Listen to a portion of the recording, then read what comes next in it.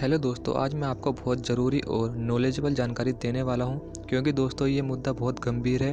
क्योंकि ये मुद्दा दोस्तों जुड़ा है हमसे, पूरी दुनिया से और पूरी पृथ्वी से। क्योंकि गाइस आज की वीडियो में बात होने वाली है कि पृथ्वी इतनी तेज़ी से घूम रही है जिससे दोस्तों बहुत घातक परिणाम हो सकते हैं हमारी पृथ्वी के लिए और हम सब इंसानों के लिए। शोधकर्ताओं की तरफ से ये जानकारी सामने आई है कि पृथ्वी पहले की तुलना में अब और भी ज़्यादा तेज़ी से घूमने लगी है। जहाँ पहले एक दिन में 24 घंटा हुआ करते थे, वहीं अब एक दिन में 24 घंटे से कम का समय होने लगेगा। ये समय कितने मिनट और कितने घंटे कम होगा, और साथ ही साथ दोस्तों इसके कम होने से हमारी धरती पर शायद हो सकता है भूकंप जैसी आपदाएं ज़्यादा आने लगे और सुनामी आने की भी आशंका ज़्यादा बढ़ जाए। ये सब जानेंगे दोस्तों आज हम इस वीडियो में, तो वीडियो में अंत तक बने रहिएगा। अब हम करते हैं वीडियो दोस्तों। धरती पिछले 50 सालों में किसी भी समय की तुलना में अब तेजी से घूम रही है। हम जिस धरती पर मौजूद है वह अपनी दूरी पर 1670 किलोमीटर प्रति घंटे की रफ्तार से घूम रही है। दोस्तों आपका ध्यान जरूर यहाँ पे गया होगा कि 1670 किलोमीटर प्रति घंटे की रफ्तार से हमारी पृथ्वी घूमती है और आज तक हमें पता ही नहीं। जी हाँ दोस्तों, हमारी जो पृथ्वी की जो रफ्तार है घूमने की वो 1670 किलोमीटर ही है। क्योंकि पृथ्वी बहुत बड़ी होती है इसलिए दोस्तों हमें लगता है कि वो शायद इतनी तेज़ी से ना घूमती हो, ना ही हमने कभी इसके बारे में सोचा होगा। लेकिन आपको बता दें कि पृथ्वी इतनी तेज़ी से ही घूमती है। लेकिन दोस्तों पृथ्वी की घूमने की स्पीड पहले से भी ज़्यादा और बढ़ गई है, जिसको लेकर वैज्ञानिक अब इस बात से परेशान है कि इसे कैसे मैनेज किया जाए। इस समय धरती सामान्य गति से तेज चल रही है। धरती 24 घंटे से पहले अपनी दूरी पर एक चक्कर पूरा कर रही है। धरती में ये बदलाव पिछले साल के मध्य में आया था। आइए जानते हैं कि धरती कितनी तेजी से घूम रही है, इसका हमारे जीवन पर क्या असर होगा। जैसा कि दोस्तों धरती 24 घंटे में अपनी दूरी पर एक चक्कर लगाती है, लेकिन पिछले साल जून से लेकर अब तक धरती अपनी दूरी पर ज़्यादा तेज़ी से घूम रही है। इसकी वजह से धरती पर मौजूद सभी देशों का समय बदल जाता है।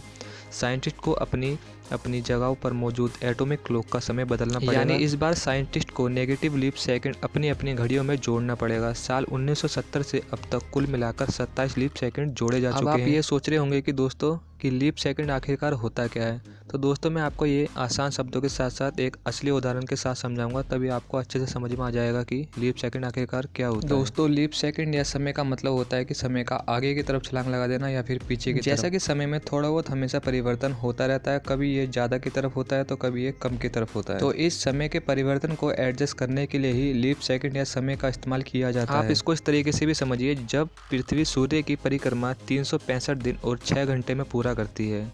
इस तरह हर 4 वर्ष में एक दिन बढ़ जाता है, जो 4 वर्ष के बाद पड़ने वाले वर्ष में जुड़ जाता है।